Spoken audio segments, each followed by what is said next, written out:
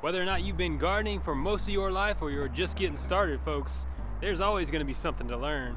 Today, we're going to talk about harvesting. Welcome to New Garden Road, where I share my love of gardening with you in a way that I hope will inform, inspire, and elevate you. Subscribe and get notified for more gardening action.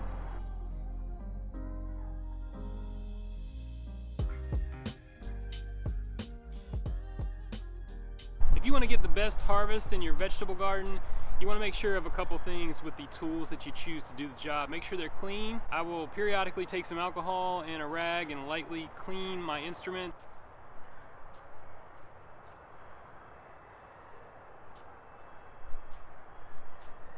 Make sure those tools are sharp, folks. I like to use this little honer right here. This is great for sharpening my pruners, and it's real easy to use. I'm just going to open them up all the way, and you know, the directions on the packages will tell you, but this one it says to go at an angle 10 times and then flip it over on the back side and do it once. But let me show you what I'm talking about.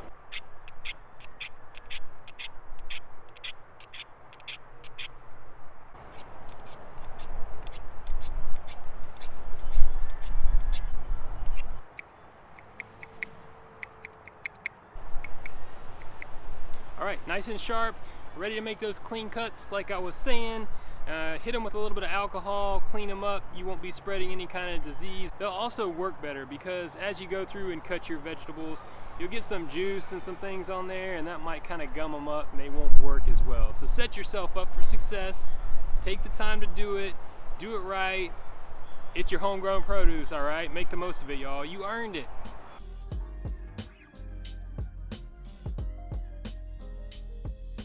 Which tool do I use if I'm going to be harvesting broccoli, something with a larger circumference? Pruners like this is what I use most of the time. They really allow me to get in there and pinpoint cut, but they're not great for broccoli because they're only going to go, you know, so wide, which is why I like to use a serrated knife.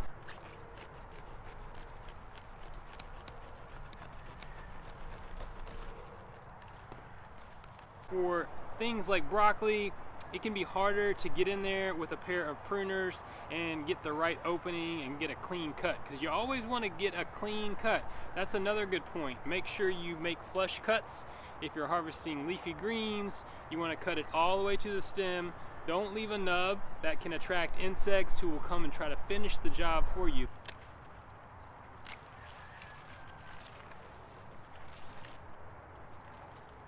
They're nature's recyclers, so if you leave a little bit, that could bring them on and they might decide they want to munch on your plant a little more.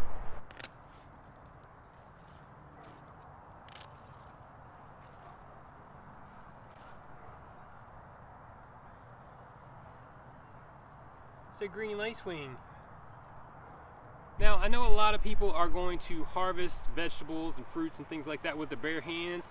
They're just going to use their fingernail or whatever it is, and they're going to break it off, tear it, things of that nature. I'm not saying that harvesting with your hands is something that's wrong.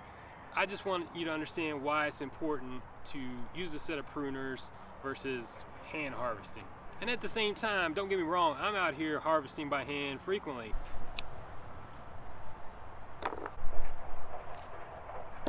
But I always like to go back, you know, if I've torn something or not really made a clean cut, I'll go back with my pruners and clean it up. So you might as well have them with you as you do your work.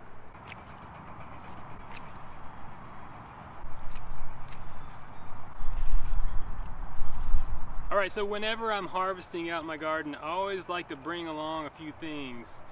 First and foremost, some protection for yourself.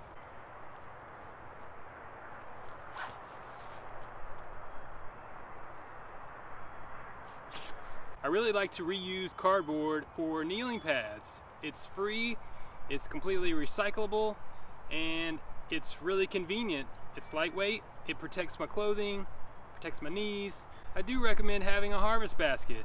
It can protect those crops as you harvest, keep them organized, keep them a little bit cleaner, keep them from being damaged. You don't have to have a certified harvest basket. You can use a bucket, a box, whatever you have, but protect your produce and collect it in something. While you're harvesting, take the time to do a little bit of maintenance, a little bit of cleaning up. Also, you're going to find some things that you don't want to bring inside, things that maybe have some aphids or some insects gnawed on them, or they've turned a little bit yellow.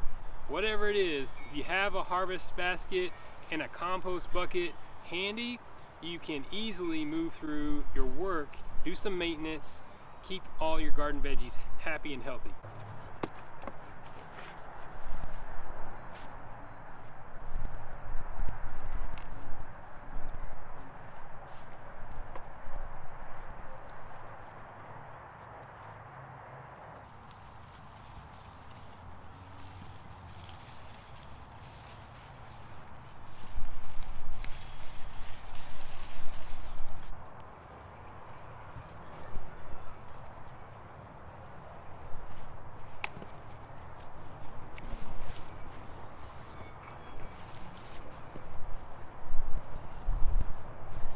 Alright, so you don't want to harvest in the middle of a warm sunny day. That's real important. I'm out here in the evening, it's getting kind of dark. However, that's perfect because during the middle of the day, when it's really sunny or warm, the leaves of leafy greens and even, carrots, if you're harvesting for an extended period of time and those get some exposure to the sun, they'll get kind of soft. The leaves will be kind of wilty. If you have to, you can bring them inside, make a real cold ice water bath and shock them, and a lot of times that will revive them and bring them back to good form. Ideally, harvest first thing in the morning or otherwise later in the evening, outside of the heat of the day. Make sure you get those veggies in and process them as quickly as possible. That's going to preserve the most nutrients and keep them in the best shape for long-term storage. Also bear in mind that you will need to coordinate if you are a foliar fertilizing gardener or if you're applying any organic insecticides or fungicides. You want to time that in rhythm with when you're going to plan to harvest your vegetables.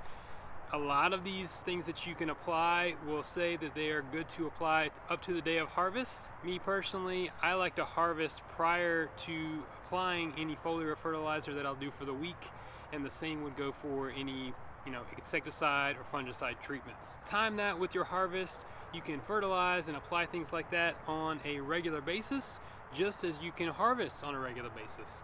So if you give yourself a schedule, like for instance, I typically harvest on my weekend, and the first day after the weekend is when I am going to use the foliar fertilization for my garden.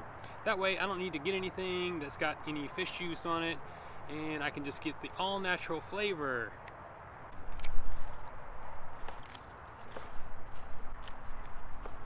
Typically, if there's no measurable rain within the week, I'm watering my garden on a schedule.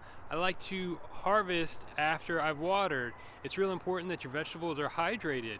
You don't want to pick them when they're wilty, just like harvesting them in the middle of the day on a warm, sunny day.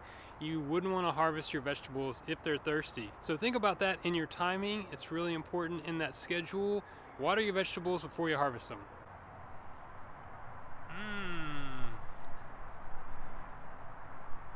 Yeah, nice. Harvest those veggies when you're ready to eat them. If you can leave them in the garden to develop, then that's all right. You want to pick them fresh, you want to eat them fresh, and keep eating, because you can grow a lot of food in the backyard.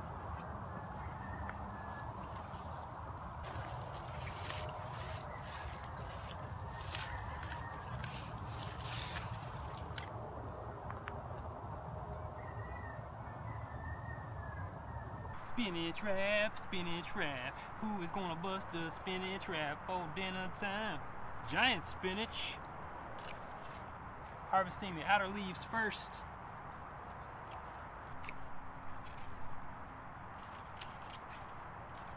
Look at that!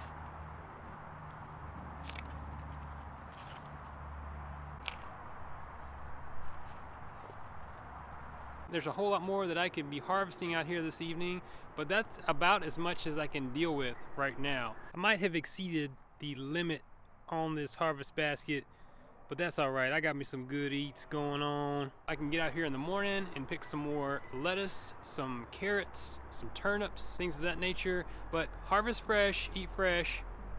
That's the way to go.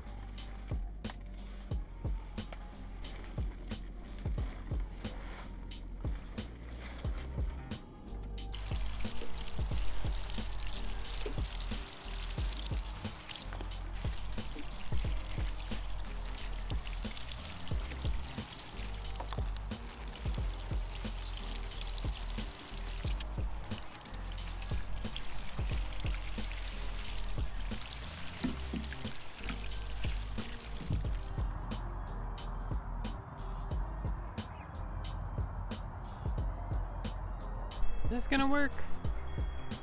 Shed talk, that's what I'm talking about. Talk from the shed.